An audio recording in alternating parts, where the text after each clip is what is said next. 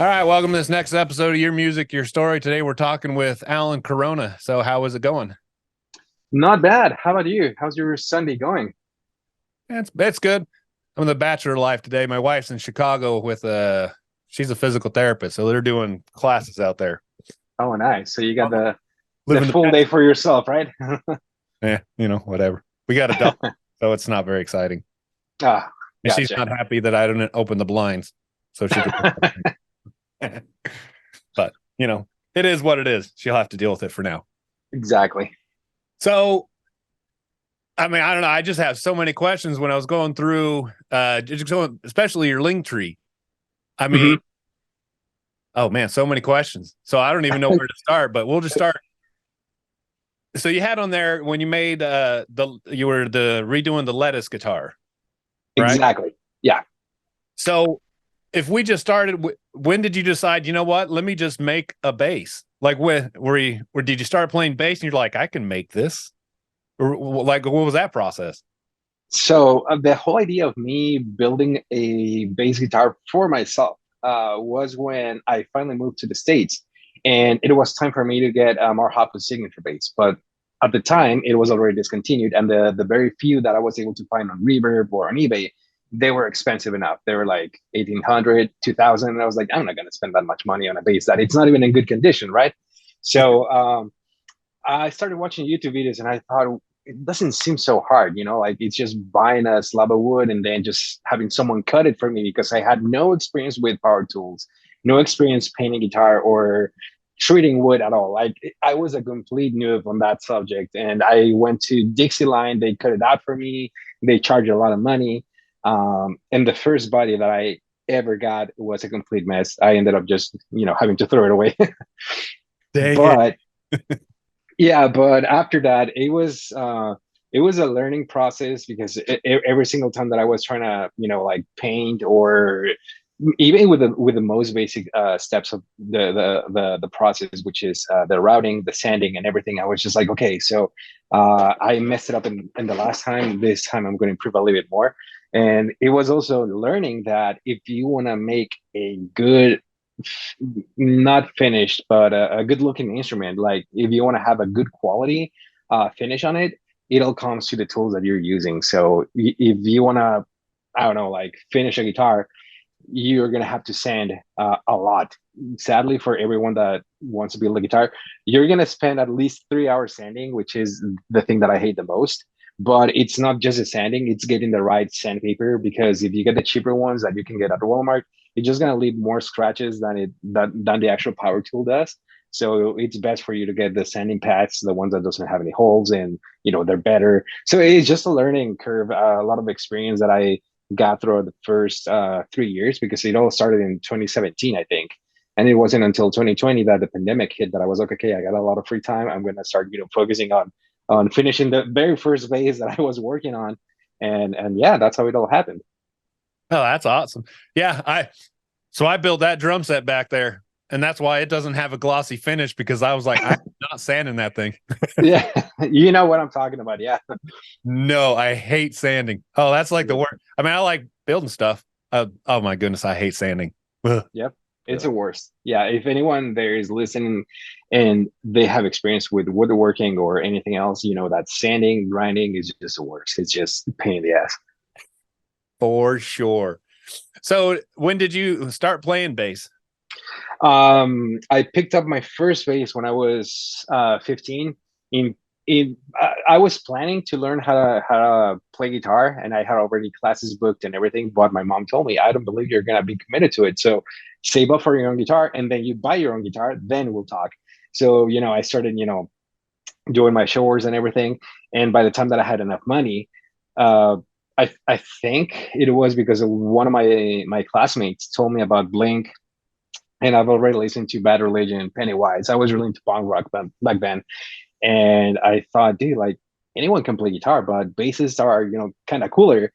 So I went to the music shop. I had the money, and I was like, you know what? I don't want to buy a guitar. I want to buy a bass now. So I got the cheapest one. I got the crappiest amp ever, and I threw away all the classes that I had booked. I just started learning songs by ear, and that's how I started playing bass. Oh, nice. Nice. I Yeah, think that's how most people learn to play the bass. exactly. And up to this day, I can read music. Like if you show me the tabs for a song, I can read tabs. It's the easiest. But if you tell me, oh, we're gonna play this song and it's on G, E, or whatever, nah, I gotta look the fret that you're pressing, and then I'll start playing along. What fret is that? That's all I care about. Exactly. Awesome. So do you play in bands as well? Like, as I know on your you've done a lot of there's a lot of collabs, a lot of the covers, and then you did the 12 Days of Christmas. Do you are those bands that are just friends you play with, or do you play in bands as well?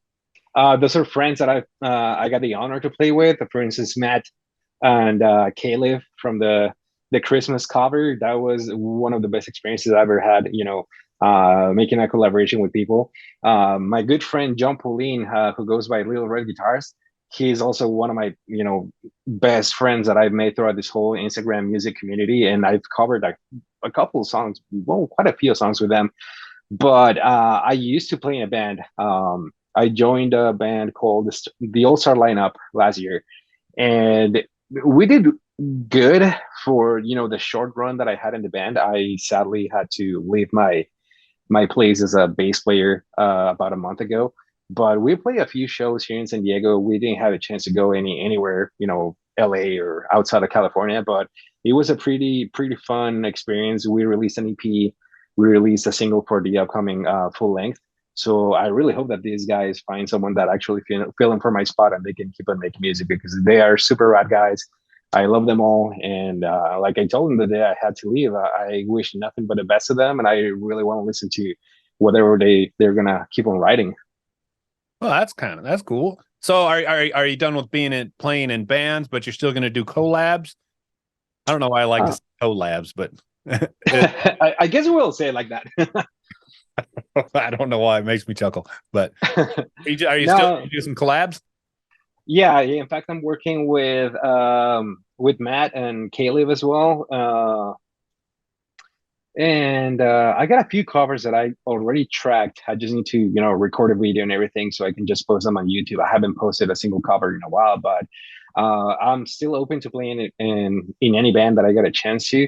It's just that I decided to step off because I needed more time to commit to my family, to my day job and my side job, which is making the guitars. I was just, being so consumed by everything, and I feel that I was just having too much on my plate, and I was like, okay, you need a breather. It's been a fun run with the band, but right now you need to finish what you have pending with all the orders, all the commissions that you have. The band can always wait if they're willing to wait, or if not, they can just move along with me, which is what they're doing. I'm so glad that they're doing that, and I'm just focusing on my family and my day job, which is what matters the most. Oh, well, good for you. I think a lot of musicians get a bad name for never being family people. Oh no, I think it's I'm good. A lot of people, and that you're taking time for your family. no, I'm one of those guys that my family is always gonna come first, even before my day job. Like they know me well at Apple. That if my daughter is having a bad day or my wife's not feeling well, I'm just gonna call out. I'm gonna use whatever sick time or vacation time I have available, and I'm just gonna focus on my family first. Oh, nice, nice, nice. So now I'm gonna mess this name up. Um Go for it. Thalassus. Thal Oh, Thal Thalassa, that how you say it? Thalassa. Okay. Yeah. So is that a base company that you're working with? Or what? It's my side business. I'm the founder and owner along with my wife of Thalassa Custom Bases. It's the legal name of me building the guitars towards the city, the IRS, Uncle Sam, everywhere that needs a tax ID. Stupid government. Yeah, exactly. So that's where you sell your guitars on and all the basses that you make. Because you make Exactly. but guitars and basses. Yeah, mainly basses, but I'm also open to make to build guitars for people that want guitars like jazz masters, Stratocasters. Nothing that it's so crazy like acoustics or hollow bodies. I really don't have the tools nor the patience and time to make them. They require a completely different skill setup that I don't have, and instead of like committing to a customer and tell you, yeah, it's going to take me longer than usual, and try to make it and maybe not being able to, I just straight up tell them, you know what, there's another guy out there that can build it for you, or you can go to Walmart, or uh, I mean, I always try to be as transparent as I can with everyone that asks me questions. And if I can point them in the right direction, even if it's something that I can do, but they can get for cheap, go for it. At the end of the day, it is something that benefits everyone. Okay. Would in one day in the future would you want to get into hollow bodies, or is that like, you know what? No, I'm sticking straight to solid. I think I'm gonna stick to the straight solid bodies, and uh not making necks. That's something that I've been stating for a while on Instagram now. Well, recently, because people have asked me if I'm gonna make the necks for the strats, like the one that Tom just released with the smiley inlays. I'm like, no, dude, like I don't make necks. They take forever. I got tendonitis, so I can only work for so long before my fingers go numb. And making necks require the most sanding that you can imagine. Like if you think shaping a body, shaping something, it's hard enough because of the sanding. Shaping the neck, you cannot use a power tool because you can just alter the shape of the back of the neck, and it has to be done by hand, and my fingers are just not cut for that anymore. Oh, that's so how, I mean, so that really does affect you when you're building those guitars. Cause I mean, like you Yep, said, sanding is a pain and that's a long time to sand. it is. It Ooh. is. And the tendonitis happened when I think it was throughout 2021, after I gave Mark the bass that he was touring with. Obviously, all the Bling fans were like, "Can you make one? Can you make this and that?" So I made the mistake of just saying yes to everyone. I'm a people pleaser, and I remember that around July, I was working on about 12 to 14 bases at the same time, while I was already taking more commissions. So, and my deadlines were not as, I don't want to say, I used to give them 3 months turnaround time. And now I'm just offering them like a 6 to 8 month waiting period, which is more realistic. Even Yeah. though I may finish them before, I like to have that extra cushion months in case anything goes south. I can just start over or fix the issues. But before it was like, yeah, you'll have the guitar in 3 months. And I was just stuck to that deadline. So I was working my 8 hours at Apple, sitting in front of a computer, typing, using the mouse all day, and then going to the wood shop and working for another 6 to 8 hours. I remember my wife calling me around 10 o'clock, and she was like, "Are you gonna come back home for dinner, or should I just go to bed?" I'm like, "Yeah, I'm wrapping it up in here." And yeah, after a couple of months, my fingers starting getting numb Ooh. every now and then, and they just got worse until December 21. I couldn't move my fingers at all. I wasn't able to hold anything like this. So no inwards pressure. I couldn't squeeze. I could open. If you would put a rubber band around my fingers, I was able to open it, but I couldn't squeeze anything. I didn't have any strength. So pretty much the tendonitis, all the mess is on my muscles from my wrist all the way to my shoulders and neck, chest leg. All the muscles are pretty much done for what it's worth. Ooh. That's not so are you doing therapy just to help it? Are you thinking about maybe one day surgery? Or I are you did let it take its course? No, I did therapy for 4 months. January 22, that's when I started, and they focused all the first month on my wrist. They thought that I was gonna need surgery for carpal tunnel, and they had me taking X-rays and all sorts of tests on my wrists, and they couldn't find anything. And it wasn't after the second month of therapy that they started doing something called scraping, in which they just rub a metal. It's called a scraper, but it's kind of like a knife, a dull knife. They rub it against your muscles with a certain strength that you feel the muscles crunching. And they told me this is exactly where the issue is. Like all your tendons, your ligaments, and your muscles are so wrinkled in here that they have no strength. So instead of focusing on my wrists per se, they started giving me certain exercises to get the strength back on my forearms, on my bicep, and my triceps, and they worked. But the sad part is that the therapist told me this is something that it's not curable, like the damage is permanent. So you're just gonna have to work your way around the pain and listen to your body. When your fingers start getting numb or when you start feeling pain, that's the time that you need to stop and take a break for 1 or 2 days, do some massages, take some medicine, and that's what I've been doing, and it helped a lot. Okay. So when you do your massages, is that one of that? Because I mean, I've heard of that scraping, and it does not sound enjoyable in any. It is not. I recently asked my wife if she could start doing that, and she did. Obviously, she doesn't have the same strength as my old therapist, but she's on the other room giving my daughter a bath right now. But you could ask her. I was about to cry a couple of days ago because she was doing scraping, and I was like, "Just keep going." She's like, "No, I'm gonna slow down." Nope, you gotta go harder. It's painful, but on the very next day, you can feel a difference. It's like completely uh relaxing for your muscles. In fact, she just brought me the scraper, so you can have an idea. This is a scraper.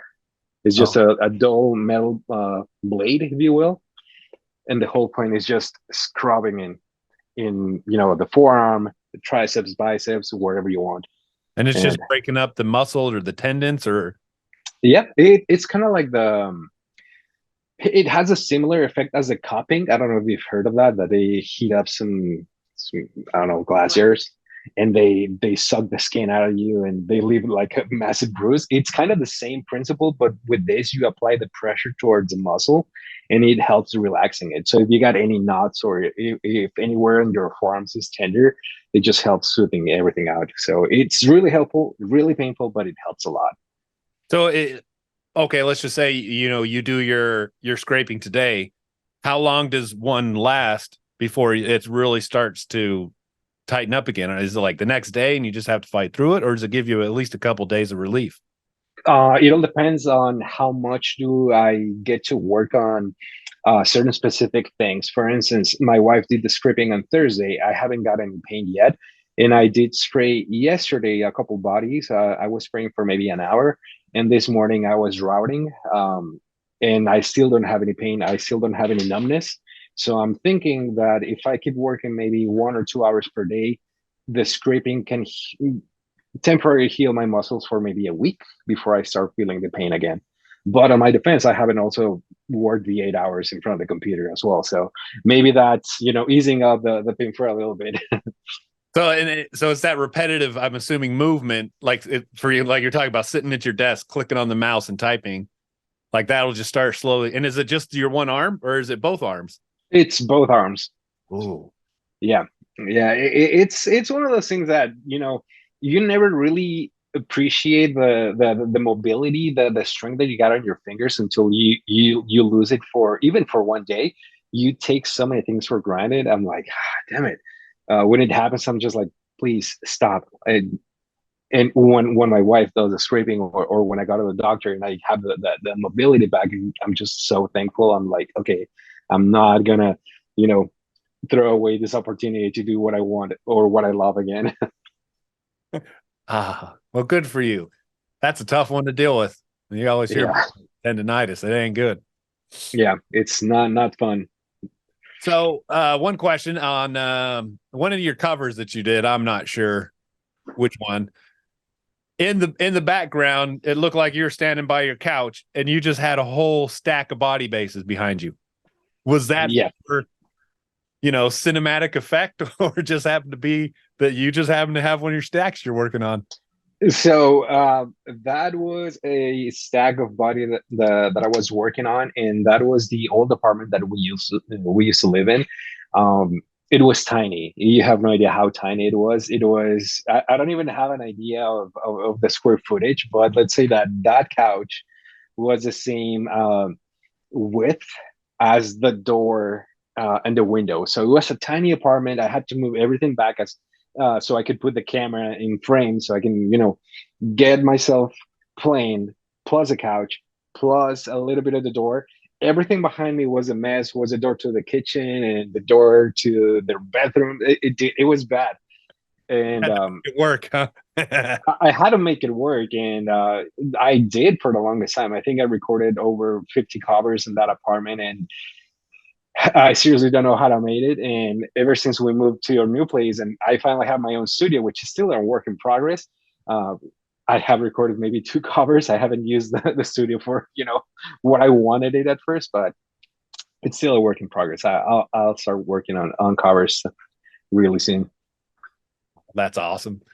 So when you talk about your woodworking shop, is that close to where you're at? Like it's as part of where you live, like in the garage or something, or do you have a separate place you go? When we used to live I mean, in the old apartment, I used to rent a space. It's called San Diego Craft Collective, which is in Liberty Station. It's near downtown San Diego. Fun fact is where they filmed Top Gun. I don't know if you remember the OG Top Gun movie, I think '86, when he's taking the class and then the professor, Kelly McGillis, is following Tom Cruise and he jumps in his bike and he just storms away. Yeah. Those buildings, that's Liberty Station. So I used to rent a wood shop in there. It was probably 10 minutes away from the old apartment, but now we moved a little bit north. We're in North County. It's called Poway, the community. And it's probably like 45 minutes to an hour, depending on traffic. So I just decided to use my garage as a wood shop and I built up a shed back in the hill that we have in the backyard. And that's where I spray. Everything's a little bit more it's more like a controlled environment, so I don't have as much dust as I did before because I used to spray out in the parking lot at the craft collective. So I had the worst of luck. I had bird poo on my guitars. I had dust. I had bugs. It was awful. I hated spraying more than sanding until I built up the shed. It's not poo, it's a decorative. It's decorative. Exactly. It's unique. Yeah, it's one of a kind. Ah, that's what I like to hear. That cracks me up. So, just out of curiosity, do you have a type of wood that you prefer to use? Yes, alder. Yeah, alder is my favorite one. Some customers they prefer swamp ash. There's a myth that ash is lighter than alder, and I've tried regular ash, swamp ash, eastern ash. Ash is always heavier than alder. Unless you make a hollow body, it's going to be lighter. But all the ash that I've worked with, it turns out being heavier than alder, and it's so hard that it just eats through the router bits and the bandsaw blades so fast that I just rather not work with ash anymore. I work with pine, with walnut, with ebony, and nothing is just as bad as ash with your power tools. Yeah, well, I agree. We got a friend at church. He had a bunch of ash trees. I think it was in Arizona. So I was telling him, they're thinking about building like a stave drum out of some wood. He's like, "Here, I got some ash. Take a sample of it." And so I was like, "Well, let me just sand it down so I can, put a polish on it to see what if I, like would it." And I'm like, "Nope." I, Mm-hmm. I Yeah. mean, this piece was only about 6 inches by 3, and I'm like, "No, Mm-hmm. I would not waste time sanding that thing." Not for me. So, also on the fat, whatever, Thasala, Thalassa. Thalassa. There you go. On one of your pictures you have on it on the homepage. I mean, it's a red. Let me see if I can find it again. It like the outside. It was kind of like a burgundy-ish type brown, but then your inside looked like I don't remember what kind of wood that is. It's like black and brown. Where is it? I think it's a fourth one. I believe is I know it's close to the beginning. Yeah, the fourth one. Yeah. That's So ash that or no? no, the body, the core wood is sapelli, which is really similar to mahogany in color, but it's heavier. It's just as heavy as walnut. And the top, it's a Buckeye burl top. And the tricky part about Buckeye is that it's a part that's under the ground of the tree and it's already rotten. So you can see that it has a hint of green, a hint of yellow, and those are just the hollow parts of the root of the tree. So it's already decomposing, if that makes any sense. And the massive hole that had the resin right now, it was just hollow. So in theory, if anyone that's gonna make a furniture or a chair or something, if they want Buckeye, it's not gonna be good for them because it's so soft and it's so not aesthetically pleasing. But for guitar makers, that little top can cost you up to 500, maybe 1,000, depending who you buy it from. So, I mean, just looking at this picture, that the top chunk, that's a little resin chunk because that's where you had a hole in there. Exactly, yeah. Do you like working with resin? I've only done it once. That was the first time that I actually used resin, and it was a fun, project to work on. I'm not entirely happy with the way it turned out, especially because that bass I'm finishing right now, and I'm gonna use a purple hard fretboard. So my wife told me you should have used purple resin instead, and I was like, yeah, I didn't think of that, but I kind of want to, experience more different type of woods with resin. I don't know. I gotta get some molds or something so I can, start messing up with resin. It's fun. It's just so messy. It's just like cutting pick arts since it's, uh, plastic. When you cut it or when you route it, I think it charges with static, and wherever it flies, it just stays there. You gotta literally sweep the walls, or vacuum everything because it's not gonna go anywhere. That's I don't remember who. There's a guy on YouTube, and he's got a lathe, and he makes all kinds of random stuff out of resin, like he had just random stuff. But yeah, he'll be like, "All right, here's whatever it is I'm making," and he'll get done, and they'll just be resin and plastic Hmm. all over everywhere, the roof, the ceiling. I'm like, man, that's gotta suck. Yep, it's quite messy. So, so when you're gonna make a neck out of purple heart, I mean, a lot of that stuff's starting to get expensive. Your Yeah, exotic woods. yeah. So unless you find a really good dealer, lumber supplier, uh, you can find it anywhere. You can just order it from either Rockler, or if you got any specialty lumber shop, then you can. There's a local lumber yard here in San Diego called TH&H, the hardwood and hardware store. They carry all sorts of wood, and they just have a pallet with leftovers that people just needed certain foot, or just a piece of walnut, and they just leave the rest, and they just literally just sell it for nothing because they have no use for it. So that's where I bought the walnut, and I bought the purple heart, and I was like, okay, I may actually use it someday. And I think I bought the purple heart maybe 2 years ago, but I never thought about using it as a fretboard. So Hey, kudos for you. That's awesome. That stuff's pretty. yeah, I mean, yeah, that exotic wood is super pretty. yeah. I can't wait until I actually stain it. Well, I'm gonna seal it first, and then I'm gonna. I decide I'm just gonna clear coat it, and I'm gonna buff it up. I want it glossy, but I've heard all sorts of mixed opinions in which if you stain it, I mean, if you seal it, it can just change the color. It can darken, Yeah. or depending on what kind of sealer to use, it can make it pop more. It can make it brighter, like a really shiny purple. So I'm just like, oh crap! I just really hope it doesn't turn brown because it's gonna look so bad. Yeah, kind of defeat the whole purpose of having purple heart. Exactly. But I guess we could have got some oak and been good Hmm. or some. Exactly. That's awesome. Well, I mean, looking through a lot of your pictures on here, I mean, you do good work. I got to hand it to you. They are nice looking bases. Thanks. Appreciate it. So how did you get hooked up with Mark and doing like the lettuce base or the is I think it's the gin base? Where was that one? With the octopus and all that? Yeah, the one that I made for him, it's called Gin, and the lettuce replica came when one of my customers, she asked me if I could make one of Mark's bases that the custom shop made for him.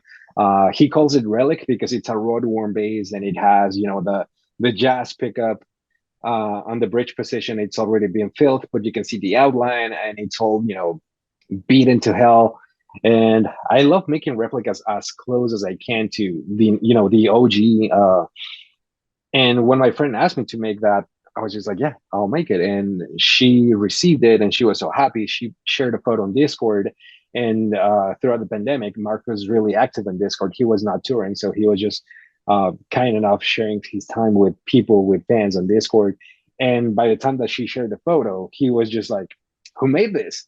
And he started asking, and I had no clue about this because I had Discord, but I wasn't like really active on it. And it wasn't until October 2021 that he started following me on Instagram, and we were about to head out to one of my wife's cousins' party.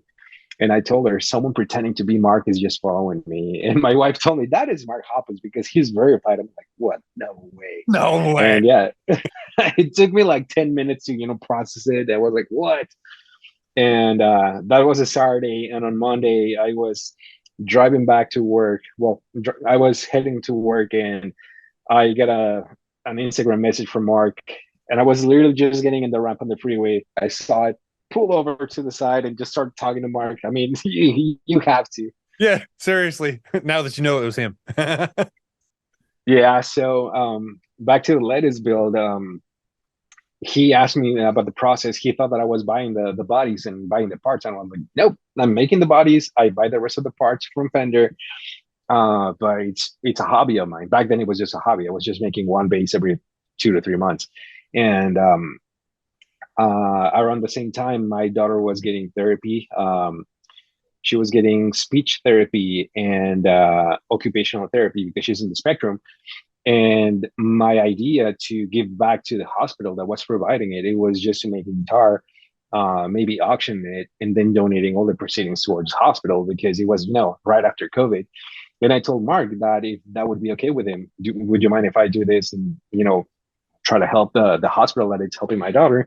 And he said, okay, let's do it. But I support a different hospital. He supports Children's Hospital in Los Angeles, CHLA. They help kids with terminal illnesses.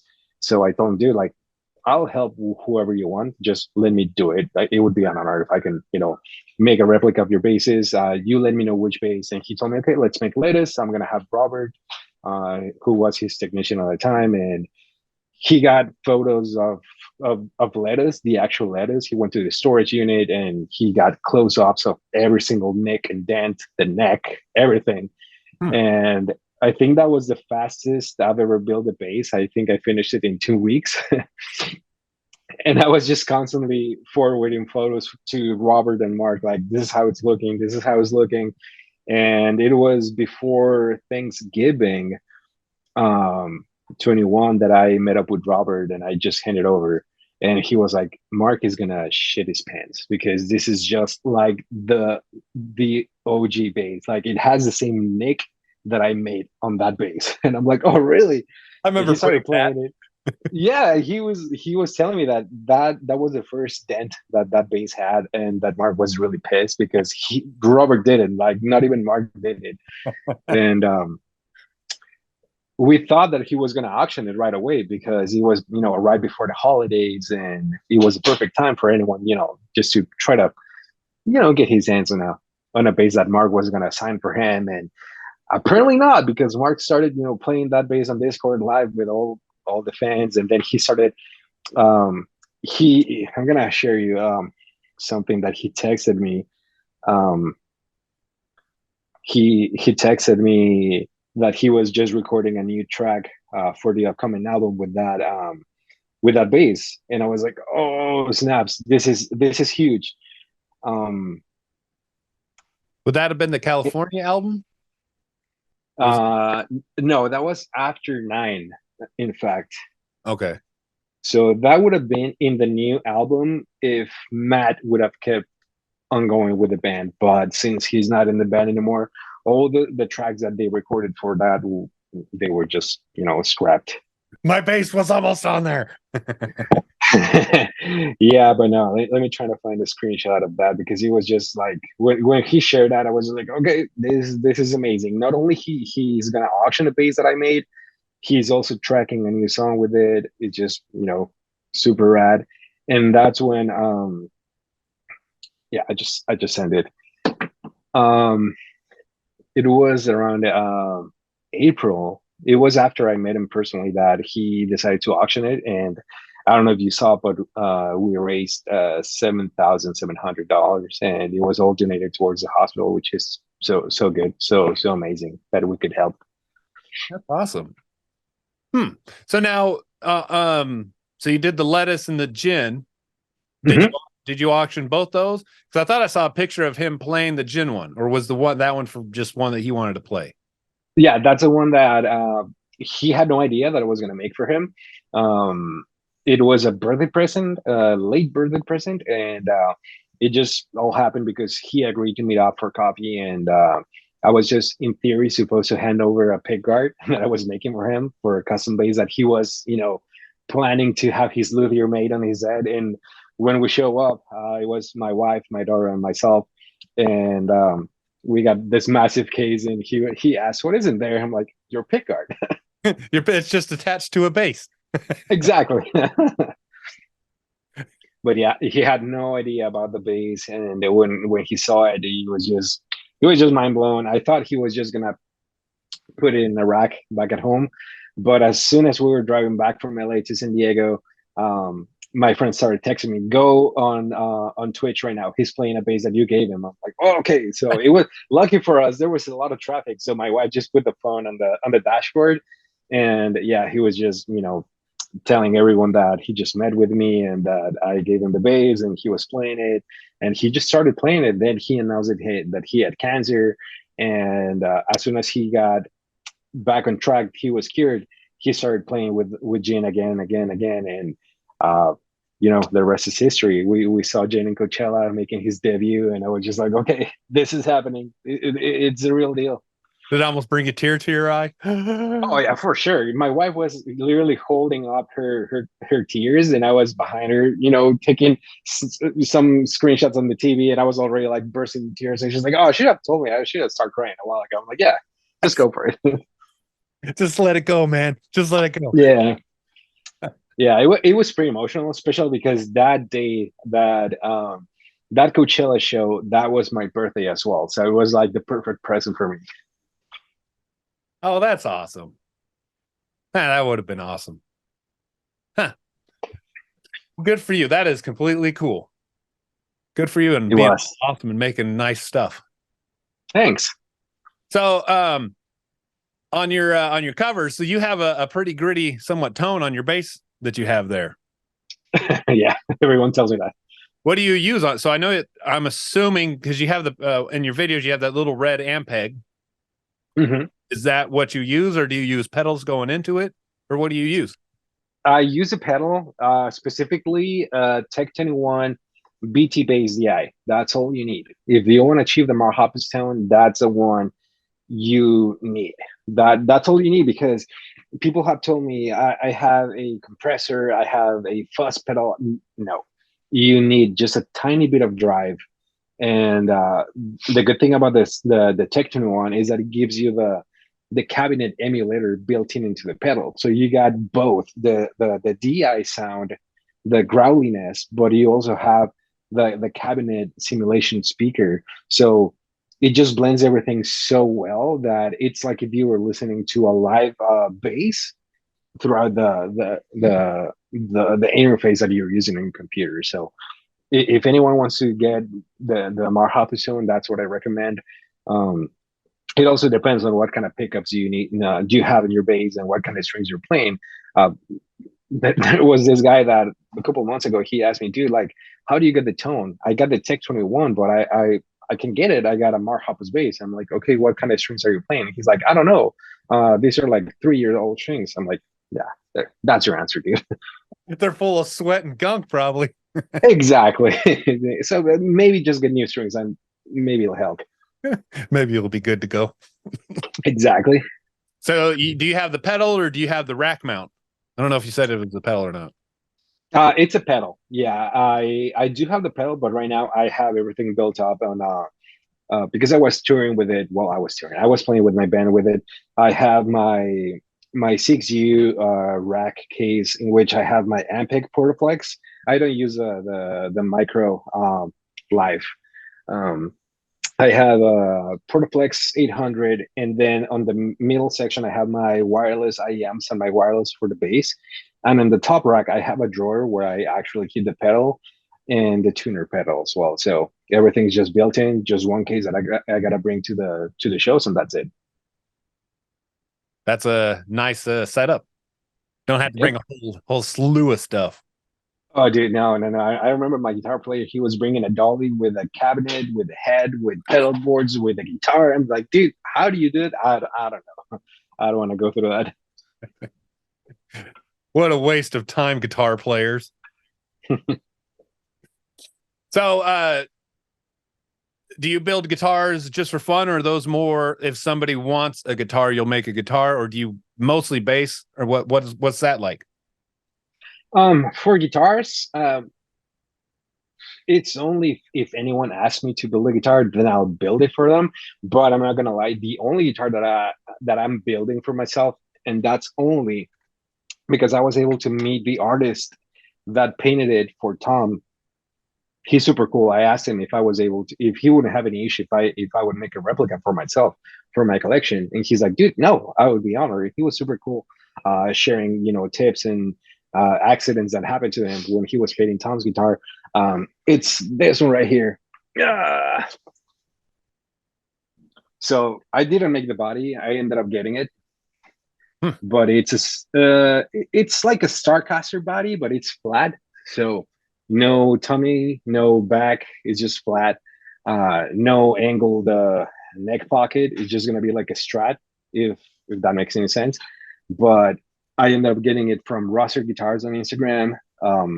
Everyone can get it from him, and I just decided, okay, I'm gonna make the artwork for myself, and yeah, I love making custom stuff. Like most of the bases that I've replicated from Mark that have the artwork and everything, I love having them.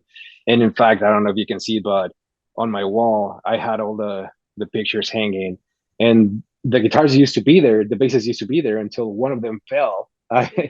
It was too heavy, and I was like, okay, I gotta fix that first, and then I can just put them back together. But yeah, everything wasn't there. I had all the bases. Right now they're just sitting in the rack.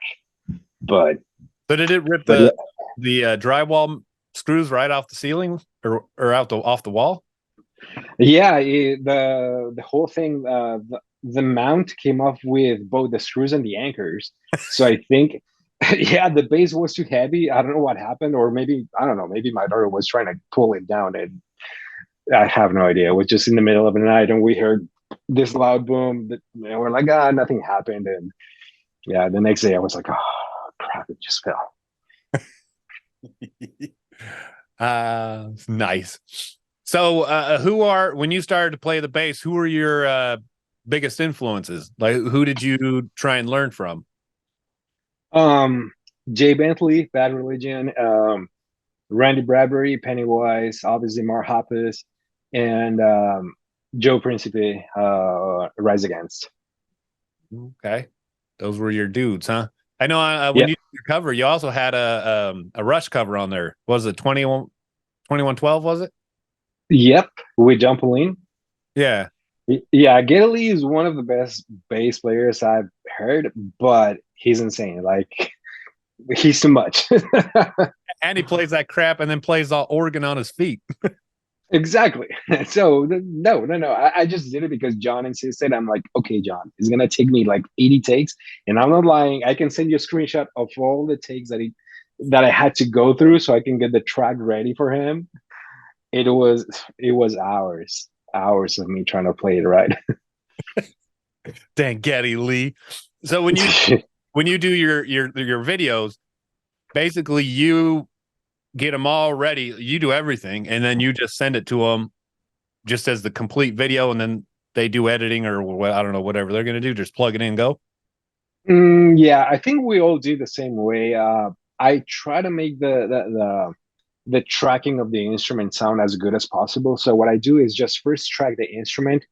I don't have to worry about recording myself and then looking good for the camera and playing it right. So I just track the song, and then when I have it good to my ears, I just mount the camera and I just pretend I'm playing. But obviously, I want to play it as accurate to what I played on the track. So it's more tedious. It takes more steps. But at the end of the day, I just blend everything in on Final Cut. I you know use the actual track of the artist. I use my own bass track, and then just edit the actual video. Cancel the sound from the actual phone, so I don't have the background sounds or anything. And with John is exactly the same way. He doesn't like editing video. He loves editing music. So I send my track. He makes all the mix. He sends the final mix, and I just edit all the videos. So So he does. So he takes care of the sound. Once you send him whatever, he mixes, his your bass, his guitar, and the song, sends it back to you, and then Mhm. you just put the rest of the video together. Correct. Oh wow, is that how you do all your covers? Most of them, yeah. I want to say that the first 10 or 15, I didn't have an interface. So it was really messy. I had to place the amp facing the phone so the phone could capture me playing and then the sound of the amp, which was awful. And I just added the track on Final Cut. So it was, getting all the actual cabinet sound and then trying to blending it with the actual song. It was awful. It was bad.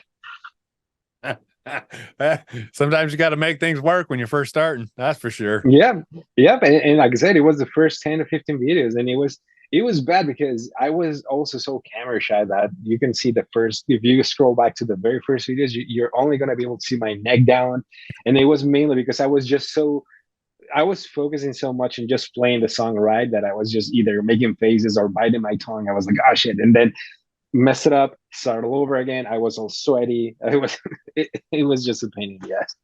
Hey, but at least you stuck to it though, and that's a good thing. A lot of times people when they do that get a little nervous, and then they just, I ain't doing this again. Yep. Yeah, I know a lot of people like that. But again, I mean, the same thing with your basses. I mean, they're the ones that I watched. They're good quality. I mean, the video is good quality. The sound is good. I mean, your bass definitely is. It's got it. It's got that sound to it. It's got Appreciate it. that blink sound. It sounds good. Thanks, man. Go team. Go team. So how many? So you've cut back on how many guitars you're making, or is it uh, how much you're working on them? You're still trying to make um, the same amount. I'm not. I'm definitely not trying to make the same amount. I just cut back on the orders that I take at the same time. So, like I said before, throughout 21 and 22, I would be able to work on maybe 8 to 10 orders simultaneously.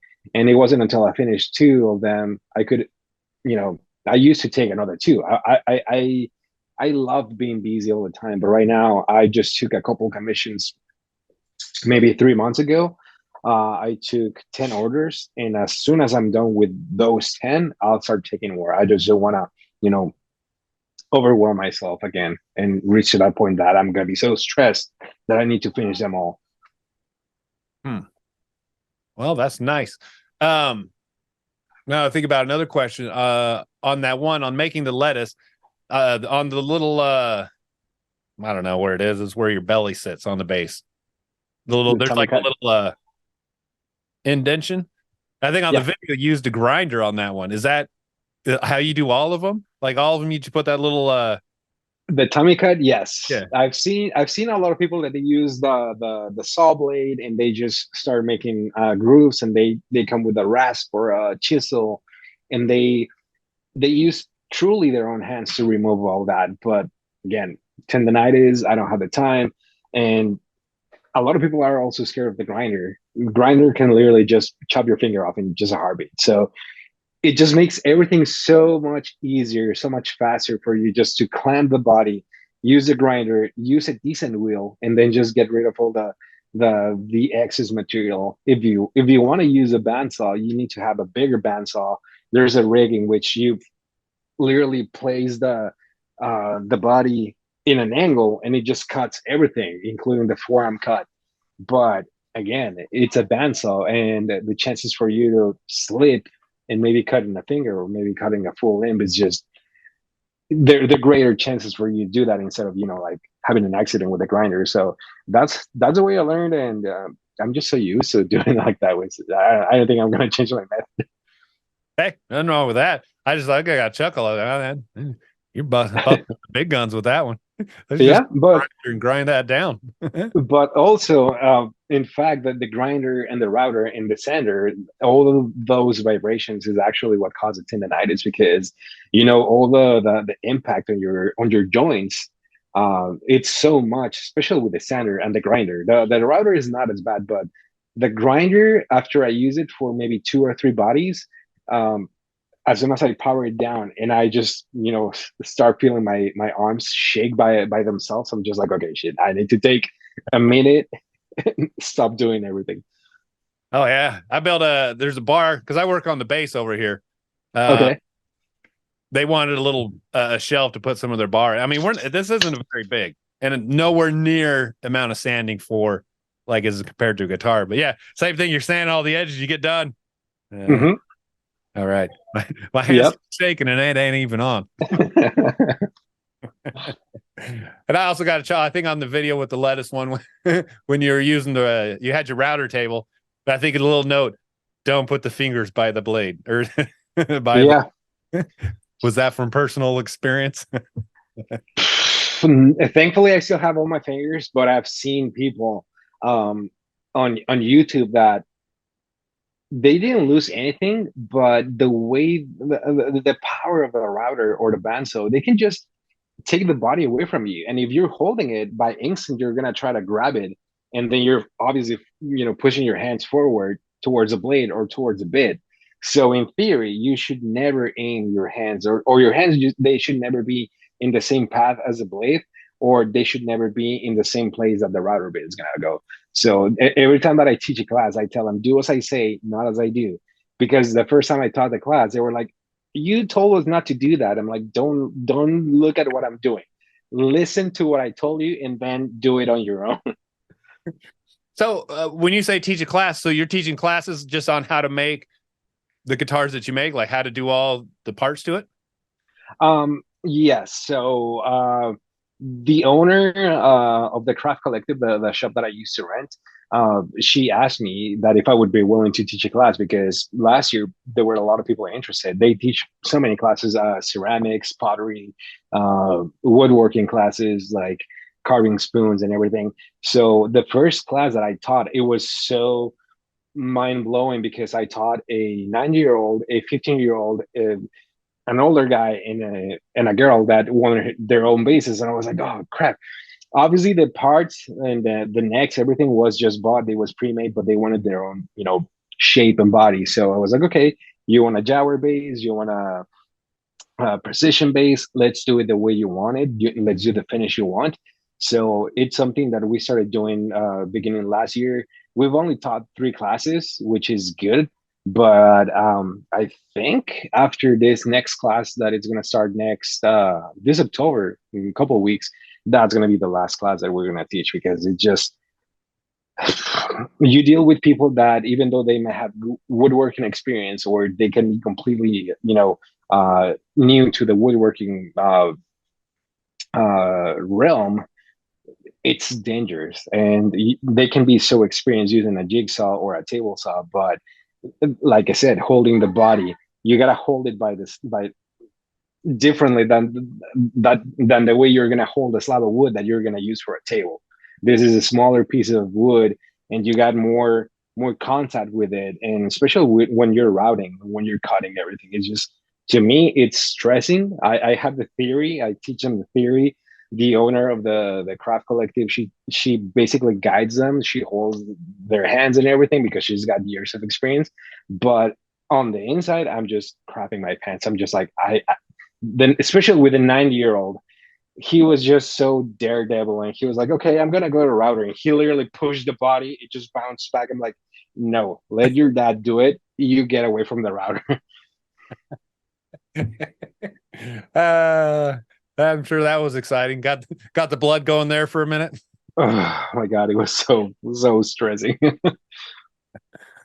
So question: if someone comes to you and says, can you build a bass? So what's that process like? They say, okay, I want a jazz bass, and then here's some colors, or do you just say, hey, you want a jazz bass? Here's some options, or here's some pickups, or what is that? How does that work?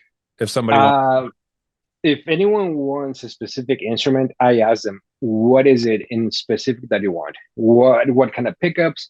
What type of neck? What type of body shape? What type of pickguard color? And usually it's something that they cannot get straight up from vendor that they could possibly order from the mod shop or maybe the custom shop. But you know that the custom shop right now has a turnaround time of maybe 10 years, 8 to 10 years. and it's gonna cost them like 3 to 4 grand just for something basic. So I have nothing against Fender. I love Fender. I love the custom shop. There's so great people, so nice people, so many nice people in there. But what I don't like is that, excuse me, at least for left-handed players, it's really hard to get an instrument that they want and that they're gonna like and they're gonna be playing proudly for the rest of their lives. And right now, I got 3 orders of left-handed Jaguar basses. They might be the same Marhopus drum that they just released, the Jaguar bass, but just since Fender doesn't sell them, I'm just like, yep, okay, I'll build it for you. And the more the better the concept or the better the specs they have already, the easier for me to put together a final quote on them, the final turnaround. But I've had all sorts of crazy stuff. I had one guy that he wanted 3 pickups. He wanted jazz precision jazz on a jazz body. I'm like, dude, like it sounds kind of like a Stu Ham bass. I can make it happen, but yeah, and it never got to happen. But uh, at the end of the day, I'll just make whatever they want. Like if they can dream a bass or a guitar with specific configuration, I'll try my best to make it happen. Then you can make it go to 11. But this one goes to 11. Well, that's awesome. Well, thanks for joining me. Of Taking me course, my pleasure. all the fun things that you're up to. And I mean, like that, your bases look good. When I just go through some of these pictures, I mean, they are very nice looking bases. Thanks, appreciate it. Good luck in everything you do, and hopefully hopefully your muscles come back, or you're able to work, and you don't Yeah, with time and listening to my body, that's the best I can do. and it affects your actual day job too, or is that only a little bit? It's more the hand tools. It's more with the hand tools, but the main issue with my day job is just holding the mouse because Apple has the worst designs for the Mighty Mice or however they call it. So Yep. Yeah, but luckily we have the ergonomic team, and they give me one of those ergonomic mouses with a big joystick. I hated it. I went back to this one and I told them I rather suffer every day in pain on my wrist than the ergonomic. The ergonomic was more like, holding it sideways. Nope, nope, nope, nope. Never going back to that. what is this weird witchcraft? Yeah, ergonomic my ass. It doesn't, no, it didn't help at all. Oh, nice. All right, Allan. Well, again, thanks for joining me, and good luck in all that you're doing. And I hope, good luck with all your bases and building all your cool stuff. Thanks, Alman. I appreciate it. All right. Have a good afternoon. You too, man. Take care. Thank you.